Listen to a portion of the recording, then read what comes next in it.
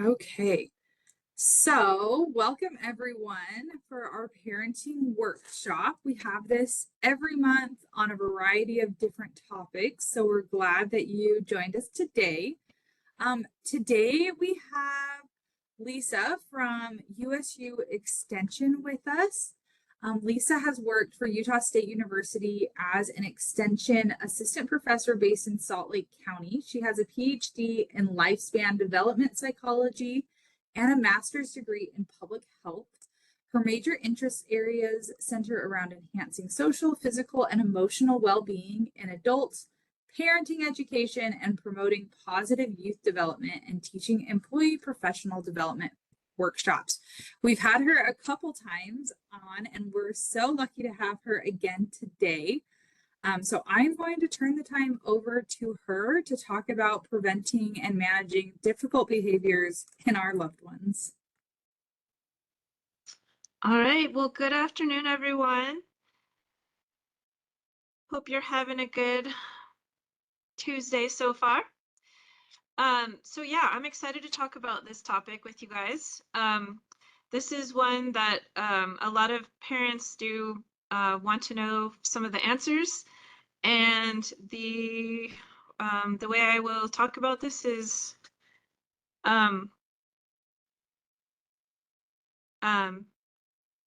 there aren't any super easy answers. So, but we're going to talk about some of the ways we can help address some of these issues. All right, so as parents, we want to know how to get our kids to meet our expectations, to stay out of trouble, to get along with others, to do well in school. And really, like, what it's all about is getting them to become the best version of themselves, whoever that is, whoever they are meant to be. We want that to be the best version of themselves. And I wish I could tell you that there was an easy button for that. And I always, this always just reminds me of the funny like Staples commercials when people would just, order, they would get whatever they wanted by pushing the button. And I so wish that there was an easy button for parents where we could just get our kids to do what we wanted. But unfortunately, there are no easy buttons in parenting. But as I said, there are things you can do. So today we're going to be talking about 6 different strategies that you can use. And I really feel like it's important to use a comprehensive strategy. So when we're dealing with trying to do behavioral management and dealing with some of the behaviors that we don't like, it's not about just dealing with those behaviors. We have to build our connection with our kids too. So because otherwise they won't care what we're trying to teach them and tell them and get them to do. So it's really a combination of strategies that we need to use. So I'm going to go through those in the next about 45, 50 minutes with you guys. And then if you do have questions, we can do questions at the end. And I do have some discussion questions for you too as we go, Sue, but I'll tell you when we're ready for that, and you guys can put those in the chat. All right, so to start, I did a whole presentation on this a while back, but it's building your connection with your kids. And I feel like this is the foundational element to dealing with behavioral issues because, as I mentioned earlier, if they don't feel like you are concerned about them and care about them and feel very connected to you, then when you try to correct their behavior or teach them, what you actually want them to be doing differently, they're just not going to care what you're telling them. So the foundational part is just to build this connection. So I like to remind parents that this is kind of like a piggy bank. Your connection is like a piggy bank. And so every time that you interact with them, you're either making investments or withdrawals in your connection. So you can kind of think about that as you interact with them every day. So I'm just going to really quickly go through these. But so these are investments you can make every day, showing interest in them, showing empathy. And that's a huge one, even when we're trying to correct their behaviors or manage difficult behaviors. A lot of times kids just want to know that you understand that they're having a hard time, or that you understand that they're frustrated, or you understand that they're just not happy. And when we show empathy, then we're able to kind of start from a place of support instead of a place of like a punitive place where we're just kind of telling them what they're doing wrong and bad. So empathy really is, I would say, of all of these things, is probably one of the most important when it comes to dealing with those behavioral challenges, because they need to understand that we do understand what they're dealing with and that they're unhappy, but that we're not okay with their behaviors. The next one is teaching them when they make mistakes, as opposed to what's on the flip side, which is shaming them, which we might do sometimes, saying things like, you know better than that. So it's actually taking the time to teach them and help them understand what you want them to be doing. We'll get more into that a little bit later.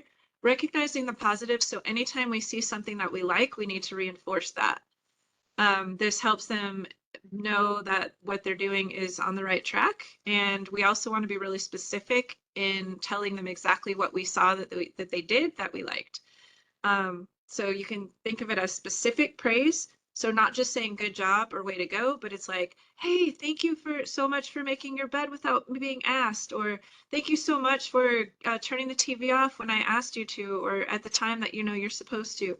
So those types of things, so they understand that you're noticing that they did what they were supposed to do, and they get that recognition for that specific thing.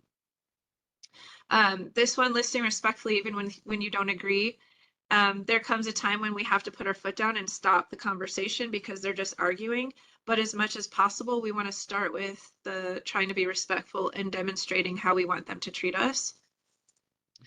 Showing affection, obviously really important, so that and we also want to remember that all kids have different love languages and ways that they want to receive love.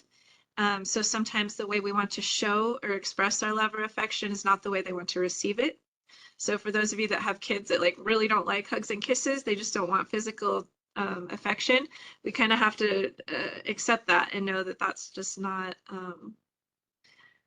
really what they want. That doesn't show them that we love them. So it may be words. They may need to hear "I love you," or they may need to hear "I'm so proud of you," or those kinds of things.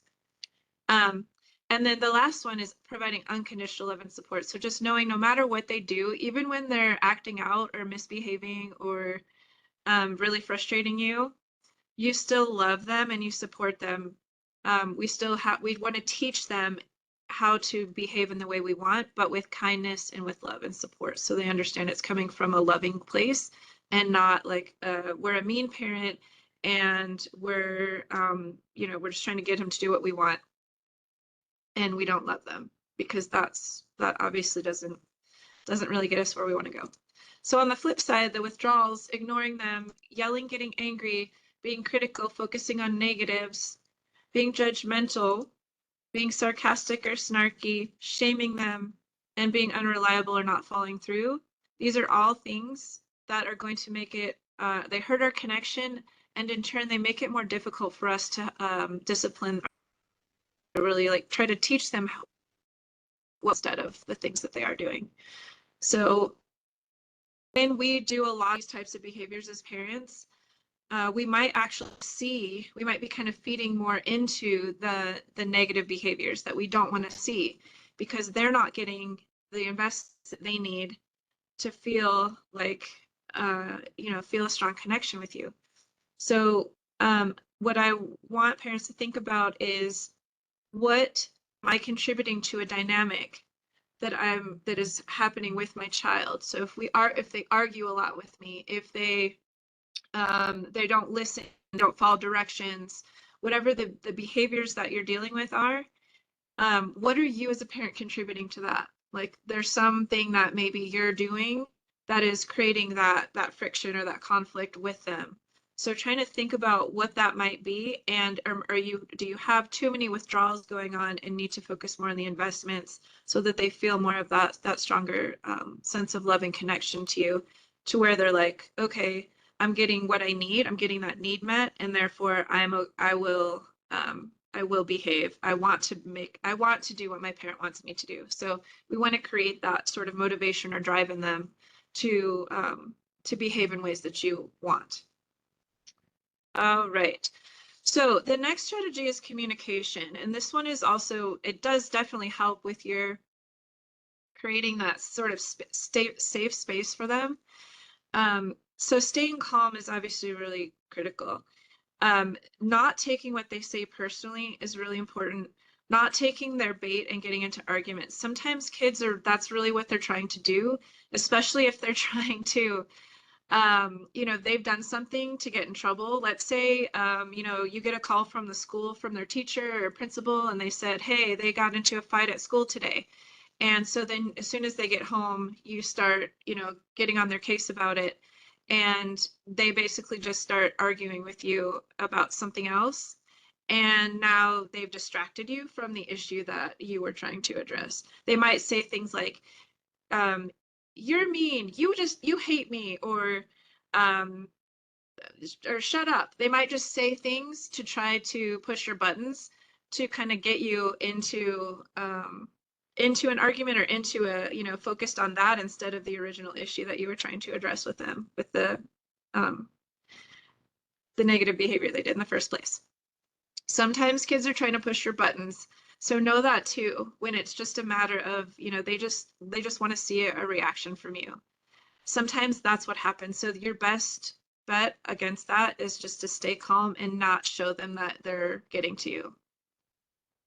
And then when you are feeling that, like that tension and that anger kind of like boil up inside and you're about to explode, that's when you know you need to take a time out. So have that self-awareness. Know that when you need to take a time out because you're going to say something that's going to be really hurtful that you can't take back.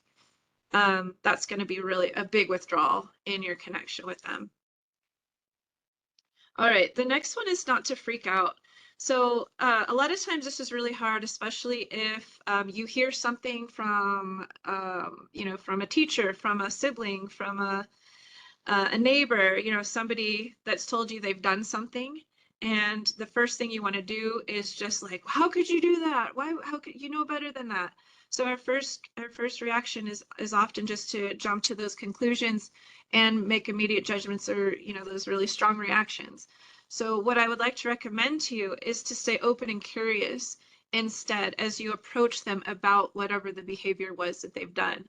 So instead, the first example, it sounds like you had a hard day. Tell me what happened. So when you approach them in that way, instead of just kind of going in at them about, whatever it was you heard they did, you are showing empathy. And so as soon as you're doing that, like they hear that from you. It sounds like you had a hard day. Oh, okay. Mom or dad is getting that I'm dealing with something right now, and they're not just, going to start yelling at me and getting angry. So there's more of a conversation that's happening as opposed to just an immediate sort of, I'm going to get angry and punish you or tell you what you did wrong and just keep focusing on that. So let's have a conversation. So the other example is it looks like you're having trouble following directions today. Is something bothering you? So this is just kind of like a recognition of what's going on. And then the question like, hey, this isn't like you. You don't seem like your normal self. Is there something going on? So trying to have just showing that you care, coming from a place of care and concern, as opposed to, again, not just immediate kind of like, I'm going to come down on you. I'm going to yell at you. I'm going to make you feel ashamed because, you should know better than what you're doing. Okay, and then the next thing is to really kind of digging in further into this, not shaming, punish, or continuing to focus on what they did wrong. So a lot of times we just tend to focus on this as parents, and we just kind of want to be like, we just want to understand in the moment, like, how could you do that? Why would you do that? You're grounded for 2 weeks, no screen time. We just kind of immediately focus in on that. And so instead, what we can try to do is to help them problem solve and really learn how and why they can do better, why they should want to do better. And so in these examples, what could you try if that happens again? So like, so let's say they get into a fight, somebody was, they pushed them first, or they said something that was hurtful to them, and so they pushed them. Okay, well, what could you do if somebody says something, that hurts your feelings again? What could you do instead of pushing them? Another example of a question, just to help teach them is, why do you think that happened? So putting it back to them, like, why do you think you reacted that way? Why do you think you got so upset about that? Why was that so hurtful to you when they said that? And dig into that a little bit more. So we're really helping them to really more think through what they did and that there were other ways that they could have handled it. So this is more of focusing on that teaching strategy as opposed to just kind of, again, coming in really hot at them and just focusing on why they were bad, wrong, and need to be punished. That doesn't mean that there aren't consequences, don't get me wrong, but we want to focus on the teaching part and then we can get into consequences. So I won't talk about that. Okay, so strategy 3 is about setting limits and maintaining boundaries. So this is where I have a question for you guys. If you want to put some responses in the chat, what are some types of boundaries or limits that parents need to set? So let's just kind of get everything we can think of out there. And I need to find my chat so we can look at it. Oops. I can read them to you as well. I found him. Okay. But yeah, feel free if you want to. Yeah. So we have Jennifer says harming of another human. Okay, yeah, definitely. Yeah, Name calling, bad words. Yeah.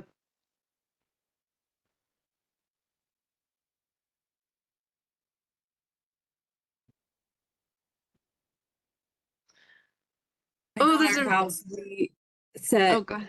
boundaries regarding screen time, especially Yeah. with other friends and Uh-huh.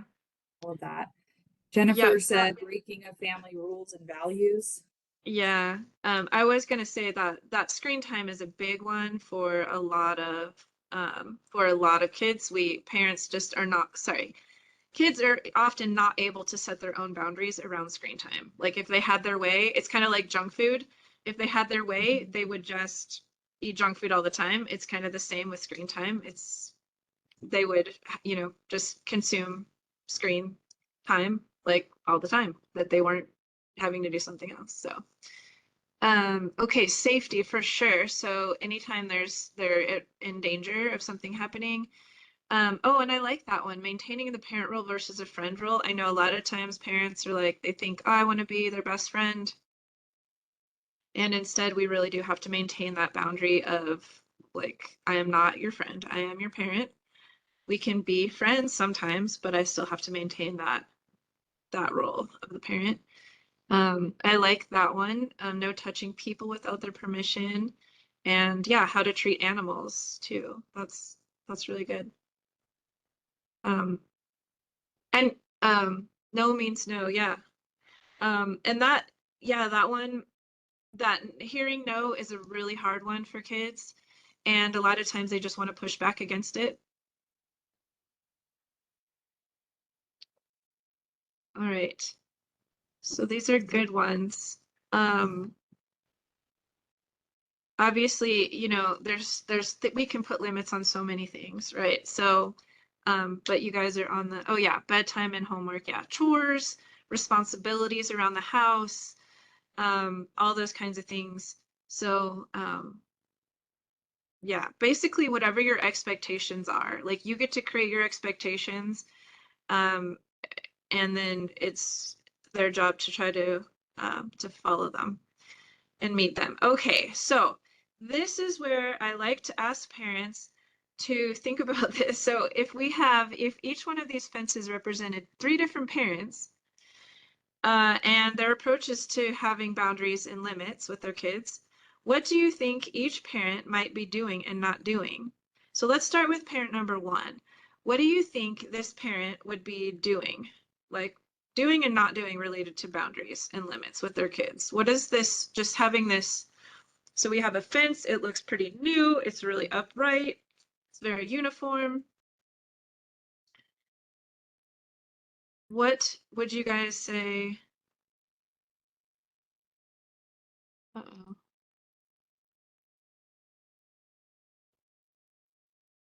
Okay. Sorry everybody. My computer just had a little. I will put this back just a second. Let me know if you need me to share my screen. Okay, I think we're getting there. Okay, I'm so sorry. Good. Yeah, my computer just had a little hiccup, but I think we're okay. Um, okay, so parent number one. Okay, so firm in where they stand, but they're flexible enough. Are they flexible enough? Okay. Uh-huh, no swinging gate. Uh-huh, very good observation. Setting boundaries and expectations. Yeah. Um, okay. I like that, Jennifer. So your comment is they're clearly very firm and they're standing firm, but are they too firm? Maybe they're not willing to give at all. So that's, how is that being perceived by the children? Okay, how about number two? What do we think might be happening in number two in terms of our boundaries and limit setting? What does this look like?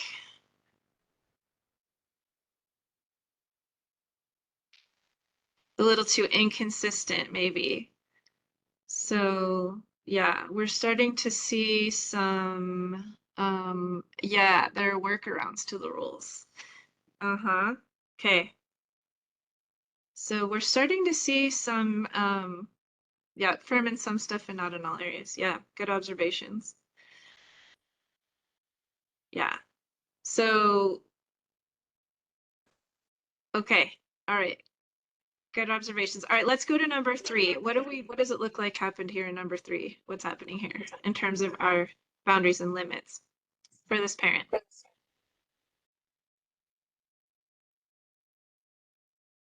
Literally a pushover. Yes. Yep. No boundaries are very few. Yeah, so basically what's happening or what it looks like has happened here is that if we move from, being parent one to like, okay, we have the best intentions to have really firm boundaries, we maintain our boundaries and limits, and then we go to parent two, we move like that parent becomes parent two where all of a sudden now there's like, well, okay, I'm not gonna, maybe sometimes I don't enforce that, or I let them get away with the thing that I don't always, call them out that they did a thing they weren't supposed to, or I let them stay up later on certain nights, and that kind of starts to happen. And then by the time we get to become parent three, because this could be the same parent over time that just kind of went from being parent one to parent two, and then we get to parent three, which is basically that, I just don't, my child is basically just rolled over, any limit or boundary that I had.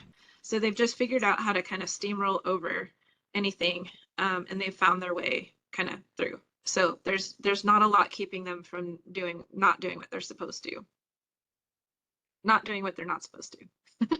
Okay. All right. So, you don't have to say this in the chat, but just think to yourself, which one do you relate to the most? Where are you kind of at? And then probably, you might be, if you're like most parents, you're going to be like, maybe really firm on certain boundaries, but less firm on others. And so just kind of thinking about that, is that where you want to be? Or do you need to make some tweaks there? All right, so my next question is, why do you think it's hard for parents to set and stick with limits and boundaries?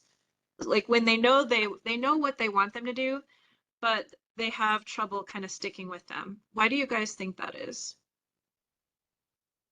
Even though they have the best intentions. Like you're very clear what you want them to be and what they should be. Okay, so tired after a long day of work, child argues, and they were inconsistent. Yes, that's definitely a big one. Especially as a single parent, always feeling like the disciplined bad guy. Yeah, for sure. Um, that one's a really hard case.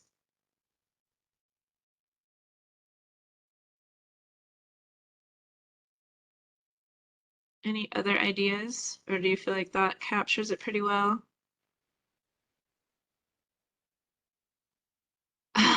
Exhaustion, burnout, really loud toddlers, no overstimulation. Okay. Yes, I think that's a really good point. So for a lot of parents, especially you're working, knowing which battles to pick, that's a really good one because we can't fight every single battle. we have to decide which ones we're going to focus on. But that burnout and that being tired is huge for most parents in terms of you have the best intentions, and when you're tired and your child is, yelling and arguing with you, it's just a lot easier to just say, okay, fine, it's fine. Just don't, oh, that's a really good one too, David. Parents want to be liked by their children. So that kind of gets at that whole being friends versus parent role. And like what Kirsten said, or sorry, what somebody said. Oh, Jennifer said about feeling like being the bad guy. So parents don't want to be the bad guy. So sometimes you have to give in a little bit to feel like, to have your kids feel like you're not that bad guy. Yeah. So great ideas, great thoughts. Okay. So one of the things that I like to point out is that children, like it's part of their job is to explore their world. And so one of those things they're doing all the time is looking for weaknesses or cracks in your boundaries. So I have this little girl with this magnifying glass. If you kind of think about your kids in that way, they're really, if you say no or they can't do something, a lot of times they're trying to figure out, okay, well, how can I get to this thing that I want, especially things that are very motivating.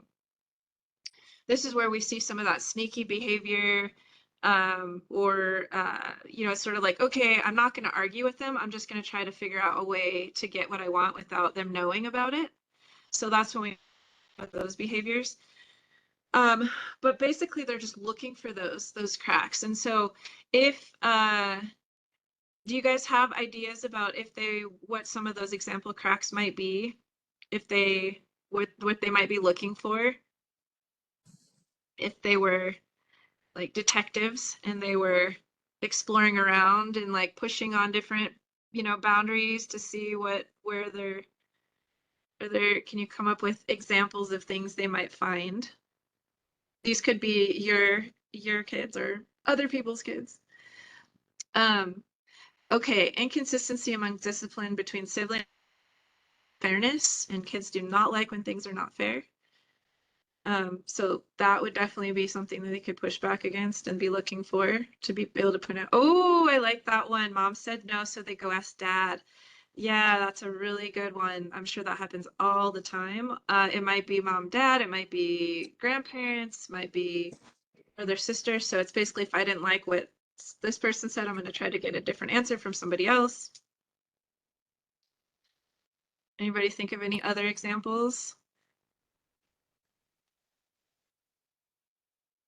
I would say general inconsistency is just another one too. So if you think about, like some days you say, oh, okay, yep, you guys had some more here. Okay, last time they got punished, but this time, no, yeah. So those general inconsistencies. And then time of day. If you ask me during the witching hour and we're like, okay, yeah, exactly. So kids are really smart like this, right? They can figure out these patterns and these things. So if they if they try to get you to do something or ask something or you give in, they argue with you, and about half the time you say, okay, fine, they've learned that they have 50-50 chance of getting what they want if they keep arguing with you.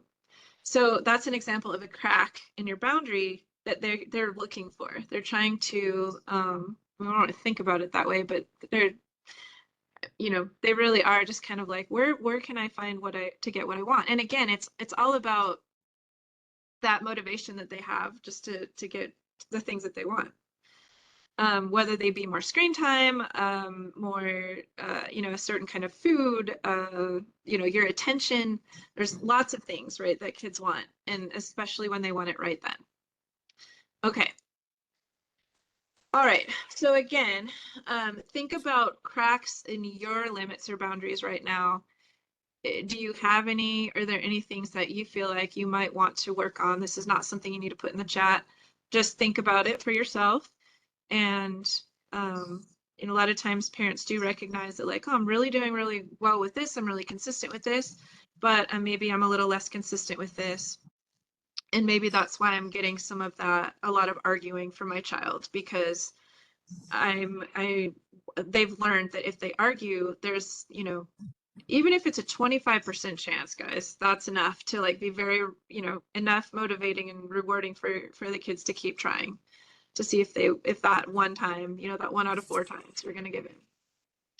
All right, so we might be contributing to some of that arguing behavior if we are not being consistent. Okay, so how do we get our kids to accept limits when we, for example, if we say no? So here's some steps you can try. So the very first thing is to make sure everyone is calm, okay? If you try to teach them when they're angry and upset and arguing, it's not going to work very well because you're more likely to be triggered by them and vice versa. So we really do want to make sure that everybody is calm when you're trying to teach them. Now, in the moment, you're just saying no, and that you expect them to respect that you said no, and like no means no, kind of what you said. This is when you're trying to help them understand how to do that skill, because accepting no is a form of it's a social skill, and you may not think about it, but it's basically that concept of like, I have to hear no and I have to be okay with it and I have to accept it because my whole life people are going to tell me no, and as I have to learn that I'm not always going to get what I want. So it's an important social skill. So here's how we can teach it. All right, so the first one is, first step is tell them how you expect them to handle the situation next time. So as an example, when I tell you that it's time to turn off your video game, here's what I expect you to do. So you're making it very clear what this looks like. I want you to look at me when I'm talking, so I need you to make eye contact with me so I can tell that you hear me and see me. I need you to just say okay, or say okay mom, or okay dad, turn it off, so do what I asked, and then I need you to move on without getting upset. And that's what it looks like. So that all those 4 things are what I need you to do when I ask you to do something, even if you don't want to do it. Okay. So step 2, this is always very helpful if we can give them a reason. It helps them, it's part of the teaching process. So if you learn how to do what I asked the first time in a calm and polite way, I will be more likely to agree to let you do what you want in the future. So one of the things that we want to think about when we look at giving kids reasons is it has to be a what's in it for them most of the time. Okay, so if you point out to them why they should do what you're asking and what's in it for them in a future situation, in this case, I'm more likely to let you do what you want in the future. When I see that you can do what I ask, I'm more likely to let you do what you want in the future. So they could definitely say like, oh, all right, well, that makes sense. So that would be a good reason to a child to do what you're asking. The next step is to let them practice.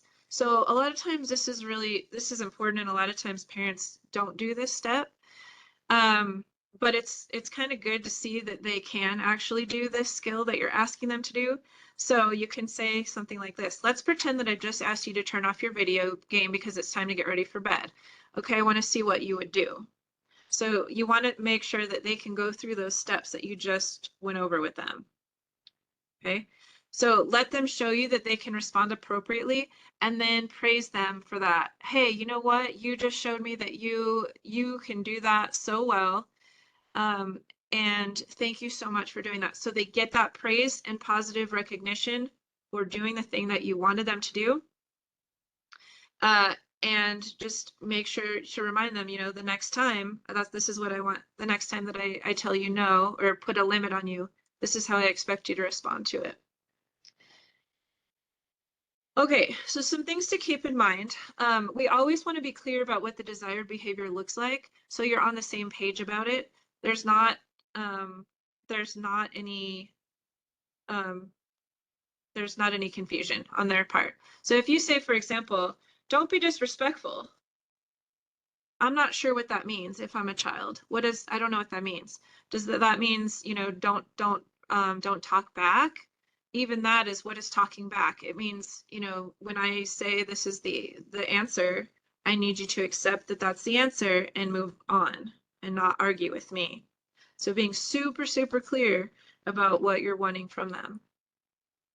If you need to, break it into smaller steps, okay? And especially for younger kids, so that you make sure they understand. A lot of times parents, because we have adult brains and they have children brains, their brain is not developed all the way. So we can make assumptions that they should understand at the same level that we do, and they just don't. So we really do need to break things down and make sure they do understand everything. Praise them, praise them so much when you see something them doing something well, even if they didn't do it perfectly. If they were on the right track with the behavior, still praise it, because then they're still getting that positive recognition. It builds your connection, and they're also going to see that that you are noticing that they did make an attempt, even if they didn't do it perfectly. You can also try to make practicing fun for little ones. So for younger kids, you can try to turn it into a game. Like, oh, let me see if you can, how many times I can say no and you are able to not argue with me. I don't know, that wasn't a great example, but the idea, you guys could be more creative. So just coming up with ways to make the practicing part more fun. You can do role playing, whatever their particular issues are. So a lot of times kids have trouble like at the store, for example. So pretend we're at the store and you want a candy bar or you want the cereal and I told you we're not getting that. Okay, how are you going to react? So you can kind of pretend like you're in a little play or a little movie or something like that to let them practice. Okay. And then be patient, because you will probably need to teach them repeatedly and go over the steps repeatedly, especially when they've developed a pattern over time, or you're trying to really change a behavior that there's kind of been ingrained. It's a pattern that the two of you, or a dynamic that the two of you have created. It's going to take time for that to change. So don't get frustrated or feel like this isn't working after you do it like 5 times and they're still not getting it. We have to just keep we have to keep at it, and we have to help them understand that this is the expectation now. Like, even if it wasn't before, this is what I expect now. Okay, so moving on, having positive expectations. And I know we're talking about dealing with difficult behaviors. So what I want to point out here is that there is such a thing as self-fulfilling prophecy. So when we have and parents can have do the same kind of to their kids. So if we expect that they're going to misbehave or get into trouble, then and we make it seem that way to them, then all we're doing is like giving them that opportunity to continue in that pattern. So what we want to do is we want to make it clear that we have positive expectations for them. Like, we believe in them. We believe that they can do what we're asking. So we want to, obviously, as we've talked about, being clear what you expect, make your expectations reasonable and achievable for them so that they can do it.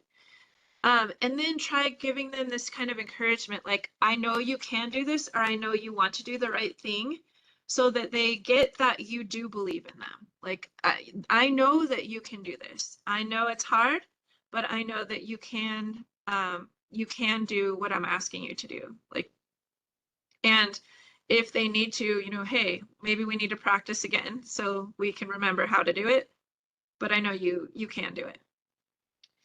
I've kind of already talked about that last one, just noticing all the attempts, even if they're not quite all the way where we want them to be. And then strategy 5, we have to hold them accountable for their choices and actions. And this can be really hard. But if we don't, then there's cracks in those boundaries, okay? If we're not holding them accountable, so we just let them do whatever they're doing and we don't call them out on it, then we are not being consistent. We're not enforcing our limits and boundaries, and they're not going to learn, or they're going to learn that, again, they can find ways around what we're wanting them to do. All right, so some questions to ask yourself on this one. First of all, are you teaching them that they won't always get their way?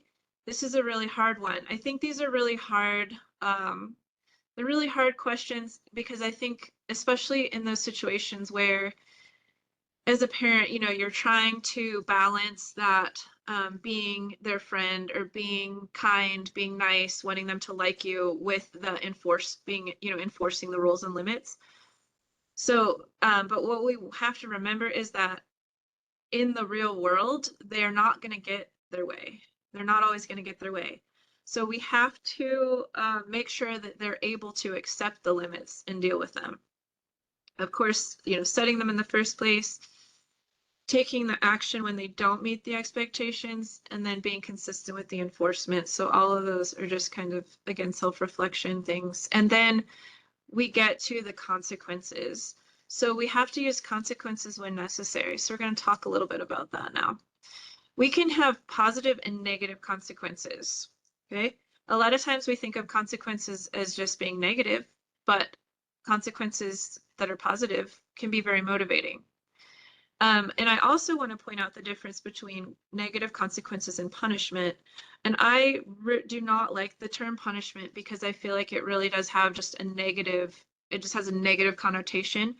And punishment really is something that somebody else like puts on a person. So it's like if there wasn't somebody else there, they wouldn't be punished. Whereas consequences happen regardless, a lot of times of whether the person is there to like put a punishment on them. It's like you didn't go to bed on time, so the consequence is that you wake up really tired. So there's a natural consequence to that. That's definitely different than a punishment. Okay, so this is a question for you guys. What are some positive consequences that you think motivate kids to meet expectations? So things that you can do, and they don't have to be things, a lot of times we think of, oh, they need to be like things that you buy. They do not. They can be other types of things. So what are some positive consequences? We might also call these like incentives. They could be called rewards. But positive consequences that are motivating to kids to meet your expectations. So go ahead and put those in the chat. Okay. Talk positively about their good when they're in earshot. My kids gobble it up. Okay, so it sounds like your kids then have that words of affirmation are one of their love languages then. So that's great that you know that. Yeah, and that's again having that awareness of what they what's important to them and what they like what fills their cups. When all the chores are done on Saturday morning, we can go to the park or do something fun. Love that. Have them pick out a reward. Great.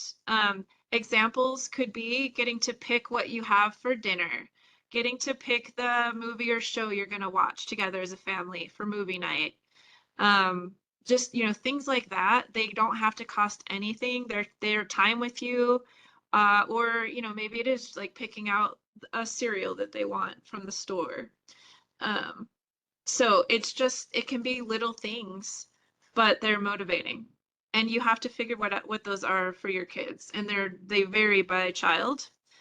And they will vary over time, right? What's important to kids. I know a lot of the parents that I teach, they talk about the game Roadblocks, and they talk about Robux as being really important for kids right now. So it's like if they offer them Robux, they're super excited about that. But obviously, you know, next year it could be something totally different. Okay. Wake up, wake when I watch a movie was just, oh, I love that. It's not a reward for anything, but they know they're just more likely to get them when they listen. I love that. So it's sort of like a random act of kindness from parents but as a kind of a reward for doing what they're supposed to, and they never know what's going to happen. So I love that. I love that, Kirsten. All right, so when we're thinking about these positive consequences, we want to do things like they can be additional privileges. So getting more screen time, that's not obviously that's not great for a lot of reasons, but it is very motivating for kids. More freedom or autonomy. So that could be, you know, getting to stay up later, getting to have a friend over, a special activity with you or friends. So all those things really don't have to cost anything. It's just more about, letting them do more of things that they like. Okay, let's move into negative consequences now. So what are some negative consequences that are going to make your child less likely to do what you don't want them to do? What thoughts do we have on these? Okay, less screen time, definitely. That's going to be pretty motivating for a lot of kids.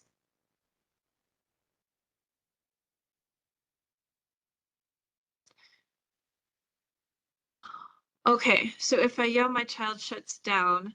So definitely, and are you saying that's the yelling is a negative consequence, Andrea? Or are you saying,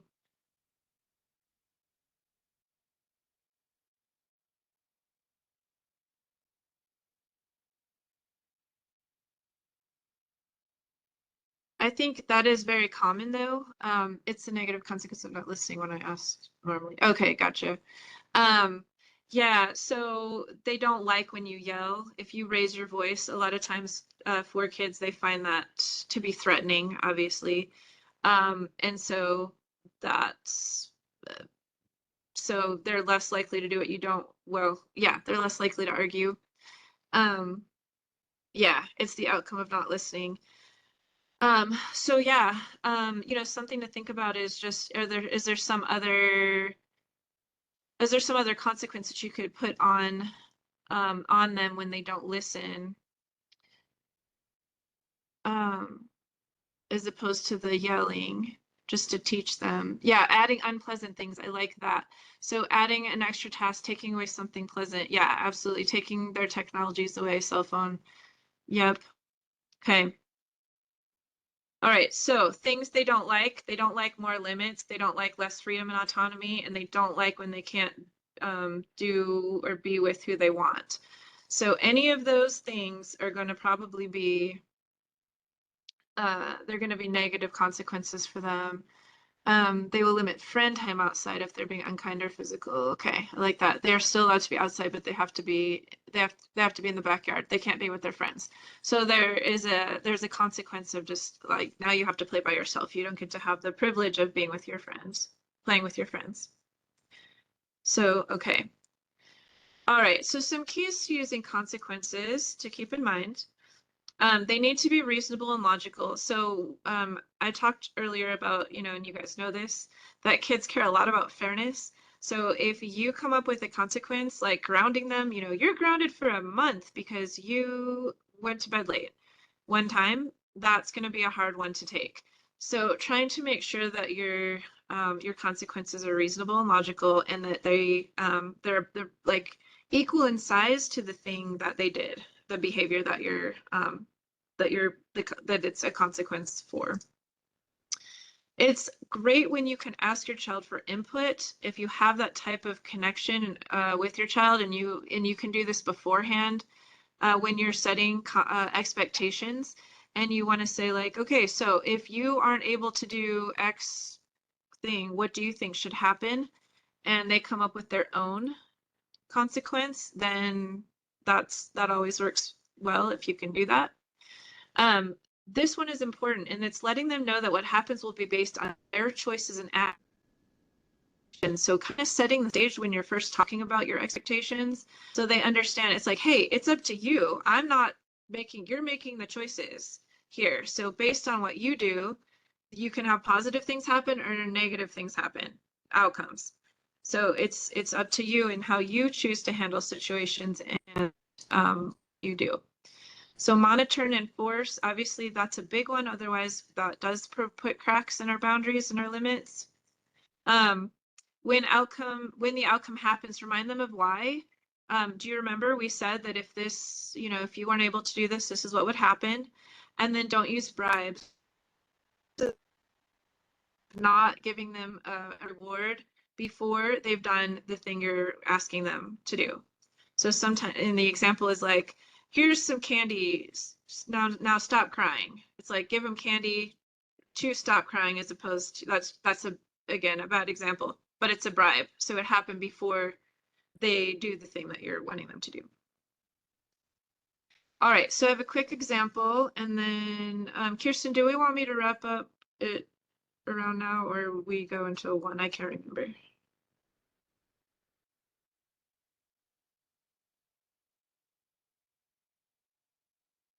Okay, well, I'll just go until she says don't go anymore. Okay, I'll go through my example. All right, so let's say we have an example of that you said what the expectation was for bedtime, and what will happen if it is met and if it isn't met. So that's what we're going to start with. So here's the example. When you show me that you can get up and ready for school on time for 5 days in a row, I will consider, notice that's underlined, I will consider letting you stay up until 8:30. So the I will consider it is you're not going to say I will, because there may be other factors that come into play, and you don't want to be called on, you don't want to be called out by them for being a liar because you said, oh, you said this, but now something happened and you weren't able to follow through on that. So you don't want to be the one being not following through on what you promised. So we're going to be really careful about using those words like will or can or any of that. It's maybe, might, those types of things. On any day that you aren't ready on time, you'll need to be in bed at 8 o'clock. So we've made it clear what's going to happen. And then what happens? The child was late and missed the bus. And so parent says, because you weren't able to get ready on time today, I expect you to be in bed by 8 o'clock. So that's what was said. This is what I told you what would happen if you were late. Remember, when you can be ready 5 days in a row, you can stay up until 8:30. So in this example, you have a parent who's being clear, being consistent, enforcing what they said, and reminding them what they need to do to get the positive consequence. So remember that it's okay to let kids experience natural consequences. They need to learn that you love them, you're always on their side, but that choices have consequences. And then we can try to calmly teach them in the moment, but we want to make sure that everybody's feeling calm and not worked up or upset. All right, so I don't know if we have time to do this. Kirsten, can you hear me?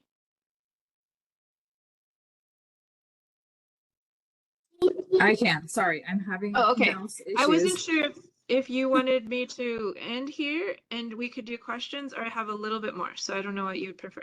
Let's end here just so that we have Okay. time if anyone has any questions that we can get Okay. those answered. Okay, sounds good. So I'm open for questions.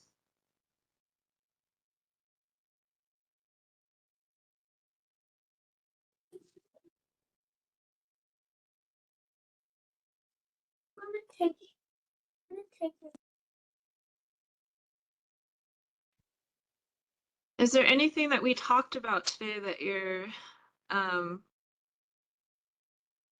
don't know, that's resonated, that you're like, oh, maybe this is something I want to think about a little bit more?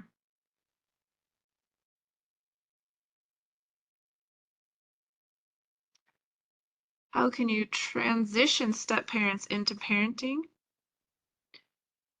Okay, so step parents meaning like somebody who's a parent by marriage. I'm assuming that's what you mean by step parent. Okay. Um, okay, so that's a tricky question. And I would say it probably really depends on a lot of the the situation that surrounds like how long have the kids known this person, and what is the nature, like how old the kids are, and what is the relationship with the other parent. Things like that, I think, have a big like factor into like how to handle that. Um, oh, okay. You know what? There is actually, I have a colleague that teaches a class specifically on step parenting. So that would be something that I could talk to Kirsten about Yeah, connecting you that would guys. be And great. because she's going to be the expert on that, like or at least somebody from that team. There's a specific curriculum around that, and because that's a really tricky topic. So you're not alone in having that question, Kelly. Okay, there was another question, which was, I get intimidated with the thought of not laying out all expectations and consequence in advance. Okay. Yes, so if your mental load is wiped, then imagine how your kids feel. So this is one of those things where it seems like you're not going to be able to do that. It's about going to be impossible. So I think you're going to have to figure out like, okay, well, what do I want to work on right now? Like, what are the things that we want to focus on right now? And just kind of dig into those things. And this is part of, I'd say it's like part about picking your battles. Um, if a new thing comes up that didn't, that you're like, oh, we really need to have an expectation around that, it may be one of those things where you just kind of have to like, as it comes up, now this is an issue, so now we need an expectation about it. But trying to like lay out 20 expectations and the consequences, that's way too much for everybody. So I would say, and the other thing to keep in mind too, the hope is that after you're focusing on expectations and consequences and you're consistent with them, the hope is that that behavior just changes. And so, for example, if your child has trouble doing their chores or making their bed or getting up on time or whatever the issue is, if you put in the consequences and you work on, the habit, you work on changing their behavior. And so then now it's like, okay, well now they go to bed on time and they get up on time. Now you don't really have to deal with that particular behavior. And so you can move on to a different one.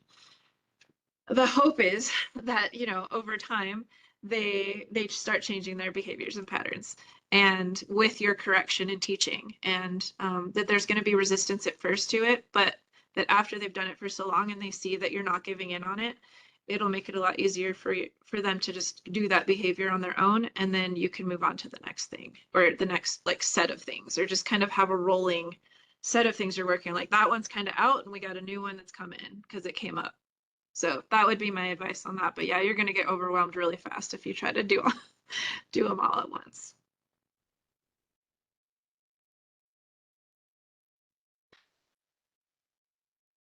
Okay. Um, Physical representations of the expectation, which helps mitigate the need of consequences. Okay, we call screen time days green days, and I have those days highlighted. Oh, I love that. Okay. Yeah, so that's partly about, again, knowing the age of your kids and just what works for them. So I love that, coming up with those different systems that work for you. There can be a lot of trial and error, and I love that you guys have this group where you can kind of share ideas with each other. So I think that's awesome.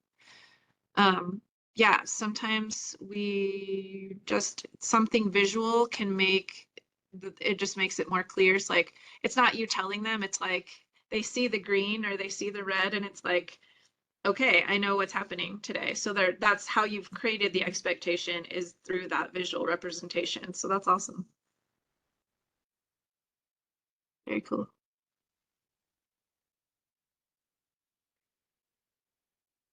Well, I'm so glad, Jennifer. That's always a good thing. All This is right. if Well, you thank have a low you. bar, I guess it's easier. No, that was great, Lisa. I agree with Jennifer. I got a ton out of that today. So thank you so much. This class was helpful. We always appreciate it when you come and teach and give us your wealth of knowledge. So Sure. yes, I would love your colleague's name and we can get a Okay. workshop scheduled for those who are asking. But yeah, any other questions, feel free to throw them in the chat. I'll be on for another minute, or you can always just email myself and I can send them over to Lisa as well. So. Oh, gotcha. Okay, Jennifer. Thank you for clarifying. All right, you guys, it was a pleasure. Take care. Thank you.